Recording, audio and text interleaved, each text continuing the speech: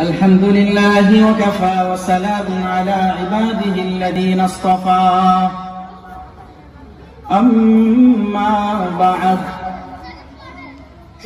فقد قال الله سبحانه وتعالى في كلامه المجيد وفي فرقانه الحميد أعوذ بالله من الشيطان الرجيم بسم الله الرحمن الرحيم قد أفلح المؤمنون الذين هم في صلاتهم خاشعون والذين هم عن اللغو معرضون والذين هم للزكاة فاعلون وقال رسول الله صلى الله عليه وسلم بادروا بالأعمال فتنة كقطاع الليل المظلم يصبح الرجل مؤمنا ويمسي كافرا أو يمسي مؤمنا ويصبح كافرا يبيع دينه بعرض من الدنيا آمنت بالله صدق الله مولانا العظيم وصدق رسوله النبي الكريم ونحن على ذلك لمن الشاهدين والشاكرين والحمد لله رب العالمين মুহাব্বতের সাথে আমরা সবাই দুরূদ ইব্রাহিম পড়ি, যেটা নামাজের ভিতরে প্রতিদিন নামাজের ভিতরে যেটা আমরা পাঠ করি সেই দুরূদ পড়ি। আল্লাহুম্মা সাল্লি আলা মুহাম্মাদিন ওয়া আলা আলি মুহাম্মাদ كما صليت على إبراهيم وعلى آل إبراهيم إنك حميد مجيد اللهم بارك على محمد وعلى آل محمد كما باركت على إبراهيم وعلى آل إبراهيم إنك حميد مجيد رہے میرے مسکن حوالی کعبہ بنے میرے مدفن دیار مدینہ توحید تو یہ ہے کہ خدا حشر میں کہہ دے یہ بندہ دو عالم سے خفا میرے لیے ہے اللہ اللہ کیا مبارک نام ہے اللہ اللہ کیا مبارک نام ہے اللہ اللہ عاشقوں کا کام ہے আলহামদুলিল্লাহ রাজদিয়া বাইতুল শরীফ ও বাগানবাড়ি জামে মসজিদের উদ্যোগে চতুর্থ বার্ষিক ওয়াজ ও দোয়া মাহফিলের সম্মানিত সভাপতি প্রধান অতিথি আমার সামনে উপবিষ্ট দিন প্রিয় ইসলাম প্রিয় আল্লাহকে ভালোবেসে এই শীতের মৌসুমে আমরা উপস্থিত হয়েছি পর্দার আড়ালে মা ও বোনেরা, সকলকে সামনে রেখে আমরা সর্বপ্রথমে সেই মহান রব্বুল আলামিনের শুকরিয়া আদায় করছি, যে মহান রব্বুল আলামিন সমস্ত জগতের মালিক, আসমান সমূহ যিনি সৃষ্টি করেছেন, জমিন যিনি সৃষ্টি করেছেন, পাহাড় পর্বত নদী নালা, আমি আপনি সারা পৃথিবী সবকিছু যিনি সৃষ্টি করেছেন তিনি কে? আল্লাহ। আরো জোরে কে? আল্লাহ।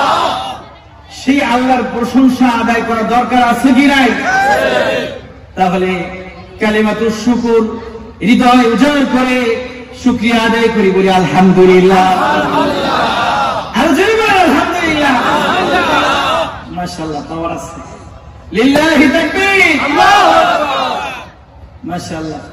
এই যে আল্লাহু আকবার, আল্লাহু আকবার, এই আওয়াজ আমরা মনে করি কি এটা করলে কি বালা, হয়তো মনে করতেছি যে মাত্র দুইটা শব্দ আল্লাহ আকবার, কিন্তু এটা এমন এক পাওয়ার আছে।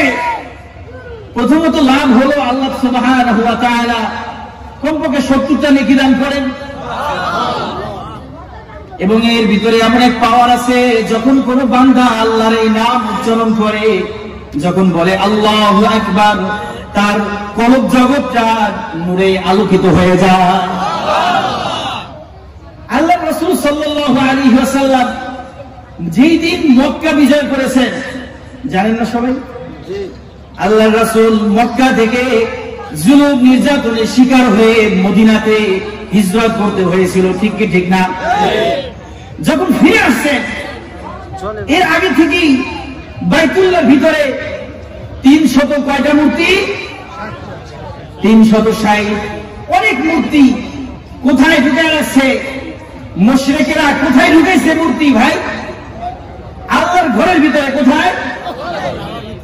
কাবা ঘরের ভিতরে, খানায় কাবার ভিতরে ঢুকেছে কি? মূর্তি ঢুকেছে। এই মূর্তিগুলো ঢোকার কারণে আল্লাহর ঘর কি পবিত্র হয়েছে না নাপাক হয়েছে? সবাই বলে নাপাক হয়েছে না? এখন এই নাপাকি গুলোকে পরিষ্কার করার জন্য ডিটারজেন্ট পাউডার, সার্ফ এক্সেল, এরপরে হলো যে হারপিক, এই সমস্ত নিয়ে আসছে নাকি? কিছু নিয়ে আসে নাই। এই সবগুলোকে সামনে গিয়ে বলছেন যা আল হক ওয়া যাহাকাল বাতিল ইন্নাল বাতিলা কানা যাহুকা। এই কথা বলছে, বলে বলে সব ঘাট ধরে ধরে নামাই দিছে। আর আল্লাহ রাসূল বলেন আল্লাহু আকবার।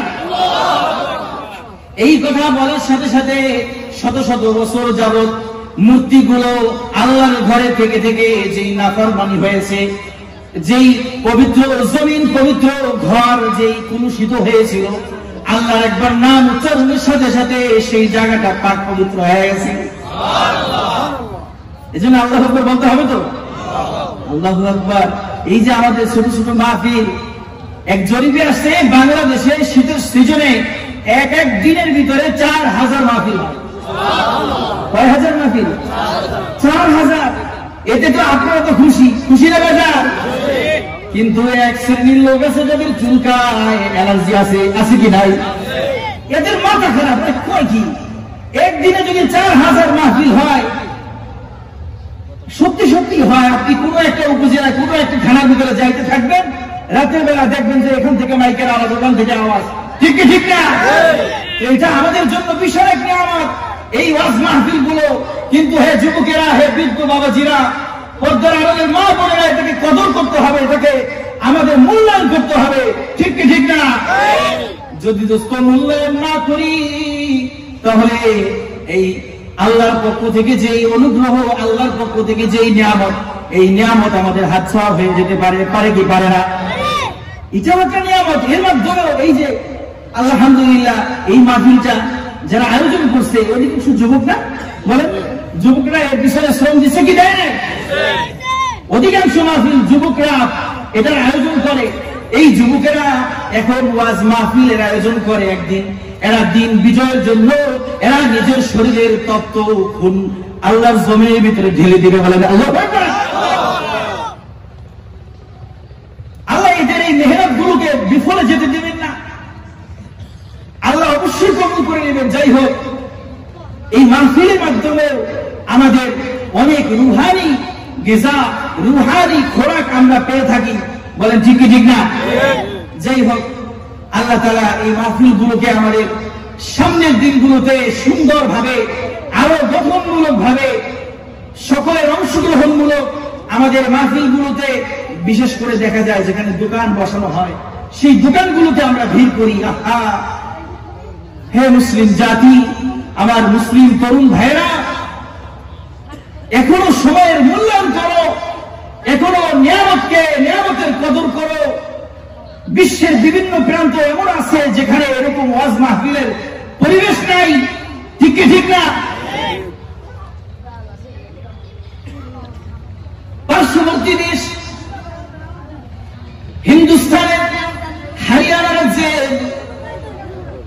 গুরু বলে একটা এলাকা, একটা জেলা, যেই গুরুগাঁও, যেই এলাকার ভিতরে একটা জেলার ভিতরে মাত্র 15টা মসজিদ। কয়টা মসজিদ বলেন? 15টা মসজিদ, অথচ লক্ষ লক্ষ জনতা আছেন মুসলমান। তো সেখানে আগে করতো কি, পার্কে, মাঠে, বিভিন্ন জায়গায় তারা জুমার নামাজের আয়োজন করত। কিন্তু সেখানকার অন্য লোকেরা যারা মুসলমানদের ভালো চায় না, মুসলমানদের নামাজ পড়ুক, আল্লাহর কুদরতি, আল্লাহর জন্য মানুষ সিজদায় পড়ে যাক, নাফরমানি থেকে মুক্ত থেকে এক তাওহীদবাদী হয়ে যাক, কিছু মানুষ আছে এটা চায় না, বরং তারা হনুমানের পূজা করে, এরা মাটির তৈরি মূর্তির পূজা করে। এরা নিষেধাজ্ঞা দিয়ে দিচ্ছে যে না, পার্কে এখানে সেখানে জামাত করা যাবে না। যেই কারণে হাজার হাজার মুসলমান আজকে জুমার নামাজ পড়ার মতো অধিকারটুকু হারিয়ে ফেলেছে। এটা কি ভালো সংবাদ না দুঃসংবাদ? কিন্তু আমার মুসলমান ভাইয়েরা, আমি আপনি এমন এক এলাকায় বসবাস করি যেখানে জুমার নামাজ পড়ার জন্য আমাদের কোনো বাধা নাই, আছে কি নাই? যেখানে ঈদের নামাজের জন্য কোনো বাধা নাই, যেখানে 5 ওয়াক্ত নামাজের জন্য কোনো বাধা নাই। আলহামদুলিল্লাহ, এখানকার আমাদের জনপ্রতিনিধি যারা, তারাও মুসলমান ইমানদার, ঠিক কি ঠিক না? হয়তো আমাদের ক্ষেত্রে কম বেশি হতে পারে, কিন্তু এরাও নিজেদেরকে মুসলমান দাবি করে এবং তারাও তাদের বাপদাদাও মুসলমান, বলেন ঠিক কি ঠিক না? এই যে কিছুক্ষণ আগে আমাদের সুমন ভাই নবনির্বাচিত চেয়ারম্যান এখানে আসলেন, কি সুন্দর বয়ান শুনলেন। হঠাৎ করে খবর আসছে তার এক আত্মীয় ইন্তেকাল করেছে, চলে যাইতে হয়েছে। তার যেরকম আত্মীয় ইন্তেকাল করেছে, একদিন আমার আত্মীয় চলে যাবে, আমি নিজেও চলে যাব, ঠিক কি ঠিক না? যেতে হবে না? সবাই যেতে হবে। যাই হোক, আল্লাহ তাআলা আমাদের সুযোগ রেখেছেন, এই জমিন এখনো উর্বর, এখনো মানুষের দিলের ভিতরে আল্লাহর ভয় আছে, এখনো মানুষ মা বোনেরা পর্দা করে, এখনো ভিতরে ভিতরে তারা তাহাজ্জুদ পড়ে, এখনো ভিতরে ভিতরে তারা সোমবার বৃহস্পতিবার রোজা রাখে, এখনো তারা 6 রোজা রাখে, ঠিক কি ঠিক না? এই জিনিসগুলোকেও কদর করা উচিত। এর থেকে অধঃপতন হয়ে গেছে অনেক এলাকায়। যাই হোক, আল্লাহ আমাদের ঈমানের পথে চলার তৌফিক দান করেন, বলেন আমিন। আমরা এখানে যারা আছি, আমাদের পরিচয়টা কি? সবাই বলেন ভাই, বলতে কোনো কষ্ট আছে? জবান দিছে কে? আল্লাহ। প্রশংসা করবো কার? আল্লাহ। কিছুদিন আগে তো কেউ হারিয়ে ফেলছে, তাই না? রাত 12টা পর্যন্ত। তো যাই হোক, দুনিয়ার জন্য করেছেন, কিন্তু যে আল্লাহ আমাকে জবানটা দিচ্ছে, আমার চেয়ারম্যান সাহেব তো আমার জিহ্বাটা দেয় না, দিছে? আমার চোখ দুটো আমার মেম্বার সাহেব দেয় না, আমার কান দুটো আমার কোন মন্ত্রী এমপি সাহেব দেয় না, আমার হাত দুটো দিয়েছেন কে? আমার চোখ দুটো দিয়েছেন কে? আমার জবান দিয়েছেন কে? কথা বলার মতো শক্তি দিয়েছেন কে? আর চিল্লাবেন কে? আল্লাহ। সেই আল্লাহর নাম জপ কোন ভিতর থেকে কার্পণ্য করা যাবে তো? এর আছে ইনশাআল্লাহ। তো বলতেছিলাম, আমাদের প্রথম পরিচয় কি? আমরা হলাম মুসলমান। কি মুসলমান বা মুসলিম? মুসলিম কারা? মুসলিম কাকে বলে? যে আল্লাহকে বাদ দিয়ে গায়রুল্লাহর পূজা অর্চনা করে, হাজার হাজার মূর্তি বানিয়ে সেইগুলোর পূজা করে, তাকে কি মুসলমান বলে? বলেন। যারা তিন খোদার পূজা করে, তাদেরকে মুসলমান বলে? যারা 2 খোদার পূজা করে, তারা কি তাদেরকে মুসলমান বলে? তাহলে যারা এক আল্লাহ বিশ্বাস করে, এক একত্ববাদী বিশ্বাস করে, এক তাওহীদে উলুহিয়া, তাওহীদে ইলাহি যারা দাসত্ব করে, তাদেরকেই মুসলমান বা মুসলিম বলে, ঠিক কি ঠিক না? তো আমাদের এটা হলো সবচেয়ে বড় পরিচয়। এই পরিচয়টা আমরা কখন পাইছি যে আমি মুসলমান? পরিচয়টা আমরা পাইছি তখন থেকে, যখন আমার এই জবান দিয়ে একটা কালিমা উচ্চারণ করেছি, কালিমাতুশ শাহাদা, বলেন আশহাদু আল্লা ইলাহা ইল্লাল্লাহু ওয়াহদাহু লা শারীকা লাহু ওয়া আশহাদু আন্না মুহাম্মাদান আবদুহু ওয়া রাসূলুহু। এই সাক্ষ্য দেওয়ার পরেই কিন্তু মুসলমান। লা ইলাহা ইল্লাল্লাহ বলে যখন মুসলমান হয়েছি বলে যে এরকম তো অমুসলিম থেকে যখন মুসলমান হয়ে যায় তখন স্বীকারোক্তি দিতে হয়, আনুষ্ঠানিকতার সাথে ঘটা করে কালেমা স্বীকৃতি দিতে হয়। কিন্তু আমাদের বড় ইহসান, আল্লাহর পক্ষ থেকে দয়া, মায়ের কোলে যখন ছিলাম, যখন কাপড়ও ঠিকঠাক মতো পরিধান করা শিখি নাই, ল্যাংটা কালেই আল্লাহকে চিনেছি, আল্লাহর হাবিবকে চিনেছি এবং কালেমা শিখেছি। সুবহানাল্লাহ। এখনো পর্যন্ত কাপড় পরি নাই, তখনই আল্লাহর কাছে সিজদা দিছি, ঠিক না? বাবাই যখন সিজদা দিছে আমরাও সিজদায় পড়ে গেছি। হয়তো এখন আমাদের বিষয়টা মনে নাই, কিন্তু আমাদের সন্তানদের দিকে দেখো, যারা নামাজি, আমার ছেলে আছে এবং সবারই যারা নামাজ পড়েন, মা বোনরা যারা নামাজ পড়ে, মা যখন সুন্দর করে সিজদায় চলে যায়, ছেলের কাপড় চোপড় নাই, এখন সেই উলঙ্গ কিন্তু ওই অবস্থায় সিজদায় পড়ে যায়। কার? আল্লাহ সিজদায়। এটা কত বড় এক নিয়ামত আল্লাহ আমাদেরকে দিচ্ছেন। তো যাই হোক, এই ঈমান আর কালেমা যখন পড়ছি তখন আমি মুমিন হয়ে গেছি, মুসলমান হয়ে গেছি। এটা এমন এক পরিচয়, যেই পরিচয় এমন এক নিয়ামত আল্লাহ।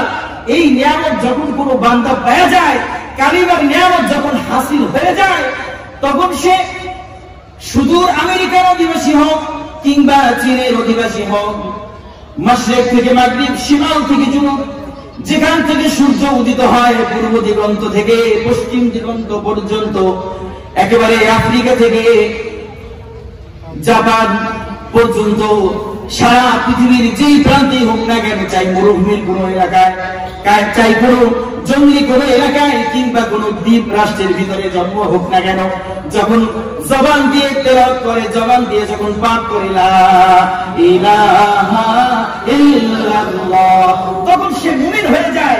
আর যখন কোন ব্যক্তি মুমিন হয়ে যায়, তখন এক মুমিন আর এক মুমিনের কি হয়ে যায়? ভাই হয়ে যায়। কি হয়ে যায়? ইন্নামাল মুমিনুনা ইখওয়া, এক মুমিন আর এক মুমিনের ভাই। সম্পর্কটা মজবুত করে দিয়েছেন কে? আল্লাহ। আল্লাহ রাসূল বলেন, আল মুসলিমু আকুল মুসলিম, এক মুসলমান আর এক মুসলমানের ভাই। তো এই ভাই যখন বিপদে পড়বে তখন আমাকে ব্যথিত হতে হবে, ভাই যখন আনন্দ থাকবে তখন আমি খুশি হব। এটাই হলো মুসলমানের পরিচয়। ঠিক না? তো যাই হোক, একজন মুসলমান, একজন মুমিন, চাই দুনিয়াতে থাকুক চাই আখিরাতে থাকুক, সে সফল। সে কি? দুনিয়াতে থাকলেও সফল, আখিরাতে থাকলেও সফল। আল্লাহ সুবহানাহু ওয়া তাআলা বলেছেন, মান জাআ বিল হাসানাতি মান আমিলা সালিহান মিন যাকারিন আও উনসা ওয়া হুয়া মুমিন ফালানুহইয়ান্নাহু হায়াতান তাইয়্যিবা। কোন ব্যক্তি যদি মান আমিলা সালিহান মিন যাকারিন আও উনসা, পুরুষ হোক চাই নারী হোক, ছেলে হোক মেয়ে হোক, যদি আমলে সালেহা করে, নেক আমল করে, এই আমল যদি করে, তাহলে আমি তাকে একটা পবিত্র জিন্দেগি দিব, তাকে একটা পবিত্র জীবন গিফট দিব, হাদিয়া দিব, উপহার দিব। বলেন সুবহানাল্লাহ। পবিত্র জীবন আমরা চাই কি চাই না? চাই না।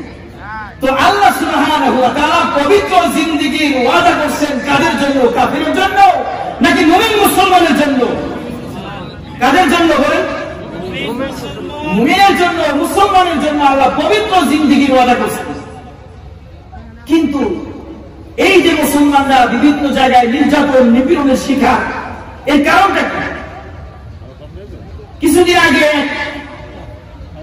যারা মুসলমানদের দেখতে পারে না, কোন একটা কনফারেন্সের ভিতরে অমুসলিমদের সবার ভিতরে বলল, হিন্দুস্তানে মুসলমানদের সংখ্যা বৃদ্ধি পাচ্ছে, বলছে এই মুসলমানদের সংখ্যাকে কমিয়ে দিতে হবে, থামিয়ে দিতে হবে।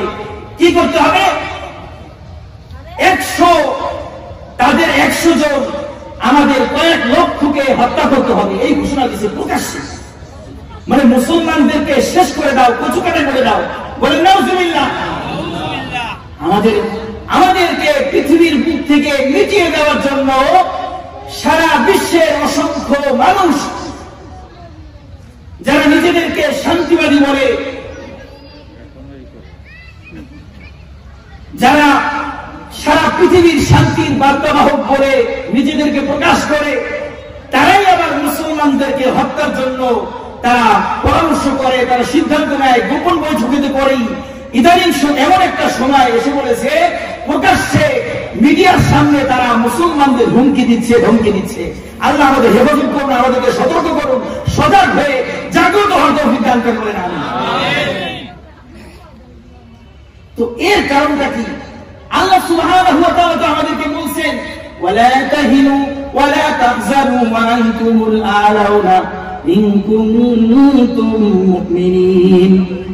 আরে তোমরা হিরো হও না, দুর্বল হও না, ওয়ালা তাহজানু দুঃখিত হও না, ওয়া আনতুমুল আ'লাউন তোমরাই বিজয়ী হবে, বিজয়ের চেয়ারে তোমরাই বসবে, দুনিয়ার কোন কাফের বসবে না বিজয়ের চেয়ারে। বিজয়ের চেয়ারে মুসলমানরাই বসবে, ইমানদাররাই বসবে। তবে শর্ত হলো ইন কুনতুম মুমিনিন, খাঁটি মুমিন হতে হবে, খাঁটি মুসলমান হতে হবে। কি হতে হবে? মুমিন হতে হবে, মুসলমান হতে হবে। আরে কেমন মুসলমান? খাব্বাবের মতো মুসলমান হতে হবে, বিলালের মতো মুসলমান হতে হবে, আম্মার ইবনে ইয়াসিরের মতো মুসলমান হতে হবে, ওমরের মতো মুসলমান হতে হবে, উসমানের মতো হতে হবে, আলী ইবনে তালিব আবি তালিবের মতো মুসলমান হতে হবে। চিল্লায় বলেন ঠিক কিনা? যে জীবন যাবে তবে ঈমান ছাড়বো না। বিলাল হাবশী দেখতে কালো, কুচকুচি কালো, ঠোঁটগুলো মোটা মোটা, চুলগুলো কোকড়ানো, দুনিয়ার কোনো মান মর্যাদা নাই, দুনিয়ার কোনো পদ পদবি নাই। আমরা তো টাকা পয়সা থাক বা না থাক, একটা তো আমার অধিকার আছে, আমি স্বাধীন, আমি চাইলে কাজ করতে পারি, না চাইলে আমি ঘুমাতে পারি, আমি থাকতে পারি বাসায়। ঠিক ঠিক না? আমি গরু ছাগলের মতো বিক্রি হওয়ার মতো কোনো পণ্য নয়। কিন্তু বিলাল তো দেখতেও কালো, কুচকুচে, আবার নিজের মালিকও নিজে না। গরু ছাগল যেইভাবে হাটে হাটে বাজারে যেইভাবে বিক্রি হয়, বিলালও ওইভাবে বিক্রিত একটা পণ্য। এই বিলাল যদিও কালো, দেখতে কালো কুচকুচে, কিন্তু তার হৃদয়টা একেবারে ফকফকা সুন্দর। সুবহানাল্লাহ। যখন আল্লাহ রাসূলের সংবাদ আসলো তার কাছে, খাতামুন নবিয়্যিন সাইয়্যিদুল মুরসালিন রাহমাতুল লিল আলামিন, মানবতার মুক্তির দূত, দিশাহারা মানুষের জন্য মুক্তির পয়গাম, মুক্তির সনদ কালিমায়ে তাইয়্যিবা আশহাদু লা ইলাহা ইল্লাল্লাহু কালিমায়ে শাহাদাত নিয়ে আসবে। এই কথা যখন বিলালের কানে আওয়াজ আসছে, তখন লাব্বাইক ইয়া রাসূলুল্লাহ, লাব্বাইক ইয়া রাসূলুল্লাহ বলে তিনি কালেমা পড়ে মুসলমান হয়ে গেছে। আল্লাহু আকবার। কি বললো না বললো সেটা বড় কথা। মালিকে খুশি থাকে না, বেজার হয়ে শুনে দেখার টাইম নাই। তুমি আমার দেহের মালিক, মনের মালিক না। আমার মনের মালিক আমার মাওলা আল্লাহ। এজন্য বিলাল মুসলমান হয়ে গেছে। এজন্য নির্যাতন নিপীড়নের ঘটনা আপনারা জানেন। উত্তপ্ত মরুভূমির ভিতরে তাকে টেনে হিঁচড়ে নিয়ে যাওয়া হতো, পাথর চাপা দিয়ে তাকে শাস্তি দেওয়া হতো। কিছু জানতো না, গোলাম, লেখাপড়ার কোনো সুযোগ নেই, স্কুল কলেজ ভার্সিটিতে গিয়ে শিক্ষা দীক্ষা করবে সেই সুযোগ নাই। শুধু মুখে একটা আওয়াজ হচ্ছে আহাদ আহাদ, একজন একজন। তোমরা যে লাত উজ্জা হবল দেবতার দিকে আমাকে দাওয়াত দিচ্ছ, আমি সেইগুলো মানবো না। আমি একজনকে চিনি, আমি একজনকে চিনি, তিনি আল্লাহ। হযরতে সুমাইয়া, সেও একজন দাসী, সেও দেখতে কালো কুচকুচে, কিন্তু মাথার ভিতরে অনেক বুদ্ধি জ্ঞান রয়েছে। যখন আল্লাহ রাসূলের সংবাদ ছড়ায় গেছে যে মক্কার ভিতরে কালেমার দাওয়াত দিয়ে নতুন ধর্ম চালু করে দিছে, কালেমার ঝান্ডা উড়াই দিছে আল্লাহ রাসূল, তখন সে দাসী হওয়া সত্ত্বেও মুসলমান হয়ে গেছে। মুসলমান হওয়ার কাফেরদের কাছে এটা অপরাধ। এজন্য আবু জাহেল তাকে সতর্ক করেছে। সতর্ক করার পরেও সে এটাকে মান্য করে নাই, আল্লাহর হুকুম ছাড়ে নাই, ইসলাম ছাড়ে নাই, ঈমান ছাড়ে নাই। এই জন্য আবু জাহেল তার বর্ষা দিয়ে তার লজ্জাস্থানের ভিতরে আঘাত করেছে। আল্লাহু আকবার। একজন মহিলা মানুষ, হযরতে সুমাইয়া, ইসলামের প্রথম শহীদ। এই সুমাইয়া রাদিয়াল্লাহু তাআলা আনহা লজ্জাস্থানের ভিতরে বর্ষা মাইরা নির্মম ভাবে রক্তাক্ত করে তাকে শহীদ করে দিয়েছে। পছন্দ আবু জাহেল বলেন ঠিক ঠিক না? এরপরে ঈমান ছাড়ে নাই। এরকম ঈমান আনতে হবে। হযরতে খাব্বাব স্বাধীন সেটা একজন যুবক ছিল, আরবের বুকে চলাফেরা করতো, ঘুরতো, খেলতো। হঠাৎ করে কোন একটা গোত্রের সাথে যুদ্ধ লেগে গেছে তাদের গোত্রের সাথে। যুদ্ধের ভিতরে হেরে যাওয়ার কারণে তারা গোলাম হয়ে গেছে। গোলাম হওয়ার পরে মক্কার একজন বনু খুজাআ গোত্রের একজন নারী উম্মে আম্মার, সে তাকে ক্রয় করে নিছে। এই খাব্বাব রাদিয়াল্লাহু তাআলা আনহু, খাব্বাব ইবনুল আরব, তো সে কামারের কাজ জানতো, সুন্দরভাবে তলোয়ার বানাইতে পারত, খঞ্জর বানাতে পারত। তো উম্মে আম্মারের দাস হয়ে গেছে। যখন আল্লাহ রাসূলের সংবাদ পাইছে এই আল্লাহর বান্দা মুসলমান হয়ে গেছে ভিতরে ভিতরে, সেই সময় তো যারা প্রকাশ্যে মুসলমান হইতো, যদি বংশীয় গোত্রীয় বড় শক্তিশালী লোক হইতো, তাহলে নির্যাতন নিপীড়নটা একটু কম হইতো। কিন্তু যদি দরিদ্র হতো, গোলাম হতো, বাণী হতো, তাহলে তার উপরে নির্যাতনের আর অভাব হতো না। ঠিক না? তো এই খাব্বাব সে মুসলমান হয়ে গেছে। এই সংবাদ যখন উম্মে আম্মারের কাছে গেছে যে তোমার গোলাম মুসলমান হয়ে গেছে, উম্মে আম্মার তার আপন ভাই সিবা বিন আব্দুল উজ্জা তাকে বলছে যে এই খাব্বাব মুসলমান হয়ে গেছে, ওকে একটু সতর্ক করে দিয়ে আসো। সিবা বিন আব্দুল উজ্জা কিছু তরুণদেরকে সাথে নিয়ে, কিছু যুবকদেরকে সাথে নিয়ে চলে গেছে তার কামারখানায়, যেখানে সে কামারের কাজ করে। কে বলল তুমি নাকি মুসলমান, তুমি নাকি বিধর্মী হয়েছো? হযরতে খাব্বাব বলেন না না, আমি বিধর্মী হই নাই, আমি তো কালিমা পড়ছি, আমানতু বিল্লাহি, আল্লাহর প্রতি ঈমান এনেছি এবং আল্লাহকে এক বলে স্বীকার করেছি, আর মুহাম্মাদুর রাসূলুল্লাহ সাল্লাল্লাহু আলাইহি ওয়াসাল্লামের প্রতি ঈমান এনেছি। এই কথা বলার সাথে সাথে এত পরিমাণে তাকে নির্যাতন শুরু করে দিয়েছে যে নির্যাতনের নিপীড়নের তার এমন ভাবে রক্তাক্ত করেছে, জমিনের উপরে শুয়ে পড়ছে। এরা চলে গেছে। দীর্ঘ সময় পরে তার হুঁশ আসছে, দেখে কেউ নাই, সবাই যার যার মতো ইচ্ছা মতো হাত দিয়ে মেরেছে, পা দিয়ে লাথি দিয়েছে। নির্যাতন নিপীড়ন শেষ করার পরে তারা চলে গেছে। এরপরে ওঠার পরেও তিনি আল্লাহকে বলে নাই, আল্লাহু আকবার। এদের সাথে টাকাটাকি না করি, মনোযোগ সহকারে শোনার চেষ্টা করি। এই খাব্বাব রাদিয়াল্লাহু তাআলা আনহুকে শাস্তি দেওয়ার জন্য, ইসলাম থেকে ফিরে আসো, এই শাস্তি দেওয়ার, ইসলাম থেকে বের করার জন্য তাকে এমনিতে নানান ভাবে শাস্তি দেওয়ার পরে তাকে মরুভূমিতে নিয়ে তার শরীরের কাপড় চোপড় খোলা হয়েছে। শরীরের কাপড় চোপড় খোলার পরে লৌহকর্ম লোহার জামা শরীরের ভিতরে পরাইয়ে দেওয়া হয়েছে। শরীরের উপরে লোহার পোশাক পরানোর পরে উত্তপ্ত মরুভূমির বালুকারাশির উপরে তাকে শোয়া দেওয়া হয়েছে। এমনিতেই গরম, আরবের গরম ছাড়া আরব দেশের থেকে এসেছে বাংলাদেশে যে গরম কম না, অনেক কম, আওয়াজ করে না। সৌদি আরবে, মধ্যপ্রাচ্যের দেশগুলোতে আপনারা কেউ জান নাই, বাংলাদেশের থেকে গরম কম না বেশি?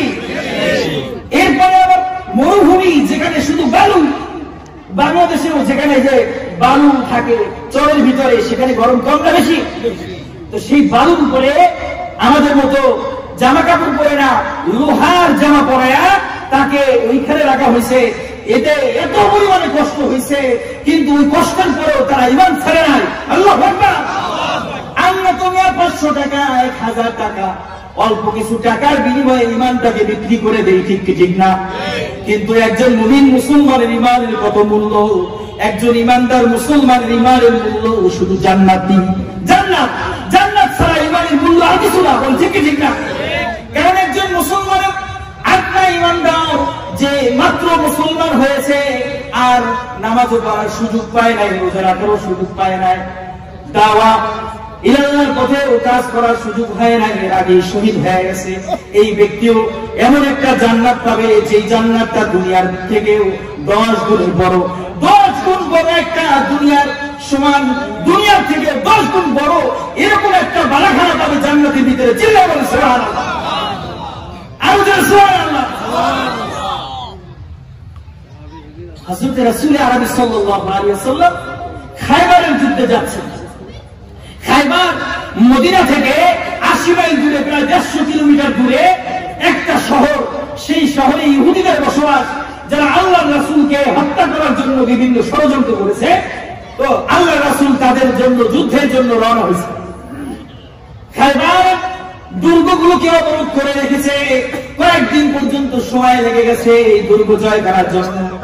একজন রাখাল, নাম হলো আসওয়াদ, আসওয়াদ নামক এক রাখাল, সে চিন্তা করছে এত দূর থেকে এতগুলো মানুষ এখানে এসে আমাদেরকে অবরুদ্ধ করেছে, আসলে এদের উদ্দেশ্যটা কি, এদের মিশনটা কি একটু বোঝার চেষ্টা করি। এই চেষ্টা করে, এই চিন্তা করে সে তো রাখাল মানুষ, তাকে তো কেউ ধরবে না। এজন্য সে কতদূর যাওয়ার পরে একজন মুমিন মুসলমানের সাথে সাক্ষাৎ করেছে। ভাই, তোমরা কোত্থেকে এসেছো? বলে আমরা মদিনা থেকে এসেছি। কেন এসেছো? বলে আমরা দ্বীনের দাওয়াত নিয়ে এসেছি। এই এলাকার মানুষগুলো এরা যেন দ্বীন পেয়ে যায়, এরা আল্লাহ রাসূলকে কষ্ট দিচ্ছে, এই জন্য আমরা এখানে এসেছি। যাই হোক, আমি অত কিছু জানি না, তোমার যদি কিছু জানার থাকে যাও যাও যাও। সাইয়্যিদুল মুরসালিন খাতামুন নবিয়্যিন প্যারে হাবিব রাসূল আরবের কাছে চলে যাও। রাখাল বেটা চিন্তা করছে, কি কয়, এত বড় একটা বিশাল বাহিনীর যিনি সেনাপতি, যিনি রাষ্ট্রপ্রধান, মদিনা রাষ্ট্রের যিনি প্রধান, তার সাথে আমার মতো একজন সলিমুদ্দি কলিমুদ্দি, আমি কি তার সাথে দেখা করার সুযোগ আছে? সাধারণ একজন মুসলমান একজন এমপির কাছে সহজে যেতে পারে? একজন চেয়ারম্যানের কাছেও সহজে ভিসা যায় না। বলেন ঠিক কি ঠিক না? যায় না। কিন্তু উনি তো শুধু চেয়ারম্যানের মেম্বার না, একটা রাষ্ট্রের প্রধান। আল্লাহু আকবার। বলছে সমস্যা নাই, তার কাছে সবাই সমান, যত মানুষ আছে, আল্লাহর যত বান্দা আছে, সবাই তার কাছে সমান। যাও যাও যাও। তো আল্লাহ রাসূলের কাছে গেছে, যে বলছি ইয়া রাসূলুল্লাহ, আল্লাহ রাসূলকে বলছেন যে আপনারা কেন আসছেন এখানে? বলছে আমরা আসছি আল্লাহর দ্বীন প্রতিষ্ঠা করার জন্য, আল্লাহর জমিনে আল্লাহর হুকুমত প্রতিষ্ঠিত করার জন্য আমরা এখানে এসেছি। আল্লাহু আকবার। বলছি এতে এই কাজে কি আমার মতো এরকম কেউ রাখা যায়? বলছে সমস্ত মানুষকে রাখা যায়। বলছে আমি যদি আপনার এই কাজের সাথে অংশগ্রহণ করি তাহলে আমার লাভ হবে কি? আমি তো দেখতে কালো কুচকুচে, আমার গায়ের ভিতরে গন্ধ আছে, দুর্গন্ধ আছে, আপনারা কি আমাকে সাথে নেবেন?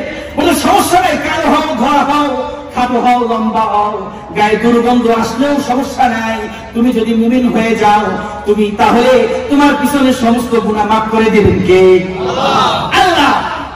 আপনার এলাকার পাশের একজন বাড়ি, একজন হরিচরণ, সে 80 বছর পর্যন্ত ইসলামের বিরোধিতা করেছে, কথার কথা। সারা জীবন জয় শ্রীরাম বলেছে, সারা জীবন সে মূর্তির গুণগান গেয়েছে। 80 বছর বয়সের পরে গিয়ে যদি তার মনের ভিতরে অনুভূতি জাগে, তার ভিতর থেকে যদি আলো যদি দিলটা উদ্ভাসিত হয়ে যায়, সে যদি চিন্তা করে আরে এত বছর পর্যন্ত এমন একটা মূর্তির পূজা করছি, যে মূর্তিটা আমরা নিজেরাই বানাই, নিজেরা খড়কুটা দিয়ে, মাটি দিয়ে, শাড়ি পরাইয়া আমরা একটা মূর্তি বানাইয়া সেই মূর্তি আবার পূজা করি, এটা তো আসলে ঠিক না। এই কথা চিন্তা করে যদি সে কালেমা মুসলমান হয়ে যায়, তার 80 বছরের গুনাহ মাফ করার মালিক কে? আল্লাহ রাসূল বলেছেন, মান ক্বালা লা ইলাহা ইল্লাল্লাহ, যে ব্যক্তি বলবে লা ইলাহা ইল্লাল্লাহ দাখালাল জান্নাহ, এই ব্যক্তি জান্নাতে যাবে। আল্লাহু আকবার। তো আল্লাহ রাসূল বলছে যে তুমি কালা হও, ধরা হও, যাই হোক না কেন, তুমি যদি মুসলমান হও তাহলে তোমার জন্য জান্নাত অপেক্ষা করছে। তো সেই ব্যক্তি সাধারণ রাখাল বলে যে আমার ছাগলগুলো আছে, এইগুলো কি করব? বলে যে যাও যাও, ছাগলগুলো, তোমার বকরিগুলো ওই শহরের দিকে তাড়ায় দাও, কারণ এটা তোমার না। ইচ্ছা করলে মুসলমানরা ওর থেকে ওই বকরিগুলো নিয়ে নিতে পারতো, ওই রাখাল থেকে, আসওয়াদ রাখালের থেকে এই বকরিগুলো কাফেরদের এটা নিয়ে নিতে পারতো। কিন্তু চিন্তা করেছে আল্লাহ রাসূল যে এটা তো ওই রাখালের কাছে আমানত, আর মুসলমান কেন আমানত নষ্ট করে না? ঠিক কিনা?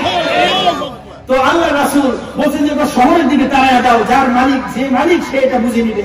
তো রাখাল মুসলমান হয়ে গেছে। বলেছে পড়েন, সে বলেছে ইয়া রাসূলুল্লাহ আমাকে কালেমা পড়ায় দেন। রাখাল বলল লা ইলাহা ইল্লাল্লাহু মুহাম্মাদুর রাসূলুল্লাহ। কালেমা পড়ে মুসলমান হওয়ার পরে বলছে আল্লাহ রাসূল আমাকে কাজ দেন, আমার টাকাটা কি, আমার কি কাজ করব? আল্লাহ রাসূল বললেন এখন তো নামাজের ওয়াক্ত হয় নাই, নামাজের সময় অনেক বাকি আছে, নামাজের সময় বাকি আছে, রোজার সময় না, হজের সময় না, যাকাত দেওয়ারও সময় না। এখন তোমার সামনে একটা কাজ আছে, আমাদের সামনে খায়বারের যুদ্ধ আছে। এই যুদ্ধে যদি তুমি অংশগ্রহণ করতে পারো তাহলে তোমাকে আল্লাহ জান্নাতুল ফেরদাউস দিয়ে দেবে। আল্লাহু আকবার। তো সে বলছে আচ্ছা আচ্ছা। তোমাকে শুধু জান্নাত দিবে না, তোমার শরীরের ভিতরে যেই কালো কুচকুচে তোমার চামড়া গুলো, তুমি যখন জান্নাতুল ফেরদাউসে ঢুকে যাবে বান্দা, হে আমার উম্মত, তুমি যখন জান্নাতুল ফেরদাউসে ঢুকে যাবে না, সাথে সাথে তোমার শরীরের কালার গুলো, শরীরের চেহারা গুলো, তোমার চামড়া গুলো হযরতে ইউসুফ আলাইহিস সালামের মতো সুন্দর বাইরে আল্লাহু আকবার। তোমার গা থেকে, তোমার শরীর থেকে যে দুর্গন্ধ বের হচ্ছে, এটার দুর্গন্ধ থাকবে না যখন জান্নাতে যাবে। তোমার শরীর থেকে মিষ্টি আম্বারের মতো সুঘ্রাণ বের হবে। আল্লাহু আকবার। এই কথা বলার পরে সে তো লাভ নাই, আল্লাহ পাইছি রে পাইছি। আল্লাহু আকবার বলে ঝাঁপায় পড়ছে কাফিরের বিরুদ্ধে। অসংখ্য কাফিরকে জাহান্নামে পাঠায়া এক পর্যায়ে সে শহীদ হয়ে লাশটা পড়ে আছে জমিনের ভিতরে। যখন যুদ্ধ শেষ হলো, আল্লাহর রাসূল সাল্লাল্লাহু আলাইহি ওয়াসাল্লাম এই সাহাবীকে নামাজও পড়ে নাই, রোজা রাখে নাই, একটা সিজদা পর্যন্ত মালিককে দিতে পারে নাই। এই লোকটার ব্যাপারে বলছে সে জান্নাতের ভিতরে হাসতেছে। আল্লাহু আকবার। তো এরকম ব্যক্তিও যদি হয়, সে তো অনেক ঊর্ধ্বে মানুষ, সে তো সাহাবীর মর্যাদা পাইছে। ওরকম যদি না হয়, বর্তমান সময়ে যদি কোন কাফেরের বেদিনের সাথে যুদ্ধের সময় হয়ে যায়, ওই টাইমও যদি কোন মুসলমান হয়ে যায়, আর সে যদি এভাবে শহীদ হয়ে যায়, তাকেও আল্লাহ জান্নাতুল ফিরদাউস দিয়ে দিবেন। আল্লাহু আকবার। কিন্তু আমাদেরকে এক নম্বর শর্ত হলো মুমিন হতে হবে, আদর্শ মুমিন হতে হবে। কি মুমিন? ধোঁকাবাজ মুমিন না। যেই মুমিন সকালবেলা এক কথা বলে, সন্ধ্যাবেলা আর এক কথা বলে। যেই মুমিন জ্যোতিষীর কাছে গিয়ে বলে, দেখো তো আমার হাতের ভিতরে আমার তকদির কি আছে, আমার রাশি কি, এই কথা বলে, সে খাঁটি মুমিন। মানে আতাইলা কাহিনী, যে ব্যক্তি কোন কাহিনীর কাছে যায়, কোন জ্যোতিষীর কাছে যায়, 40 দিনের ইবাদত বন্দেগী নষ্ট করে দেন কে? অথচ কত মানুষ দেখতেছে, কত মানুষ যায় মাজারে গিয়া মান্নত করে, পীরের পায়ে সিজদা করে, নিজের ঈমান নষ্ট করে, সন্তান হয় না। ও আল্লাহর বান্দা, তোমার যদি সন্তান না হয়, 1 বছর না, 2 বছর না, তুমি 10 বছর 20 বছর অপেক্ষা করো, তোমার সন্তান মাজার ওরা দিতে পারবে না। কোন পীর দেওয়ার ক্ষমতা রাখে না, দেওয়ার মালিককে, যিনি ইব্রাহিম আলাইহিস সালামকে বার্ধক্য বয়সে হযরতে অন্যান্য নবীদেরকে, হযরত জাকারিয়া আলাইহিস সালামকে যিনি সন্তান দিয়েছেন, ইব্রাহিম আলাইহিস সালামকে বার্ধক্য বয়সে যিনি সন্তান দিয়েছেন, তিনি আল্লাহ মরেন নাই। ঠিক না? আল্লাহ বলছেন মারা যায় না, আল্লাহ ঘুমান না, আল্লাহ তন্দ্রা যান না। আল্লাহু লা ইলাহা ইল্লা হুয়াল হাইয়ুল কাইয়্যুম লা তাখুযুহু সিনাতুন ওয়ালা নাওম। আল্লাহু আকবার। তো সেই আল্লাহ সুবহানাহু ওয়া তাআলার প্রতি পরিপূর্ণ ঈমান আনতে হবে। তো আদর্শ মুমিন যে হবে, সে দুনিয়াও সফল, আখিরাতেও সে সফল হবে ইনশাআল্লাহ। তবে তার কিছু কাজ আছে। আল্লাহ যে মুমিনের জন্য সফলতা লিখে রেখেছেন কোরআনের ভাষায়, আল্লাহ বলেন কদ আফলাহাল মুমিনুন। সুবহানাল্লাহ। মুমিনরা সফল হয়ে গেছে।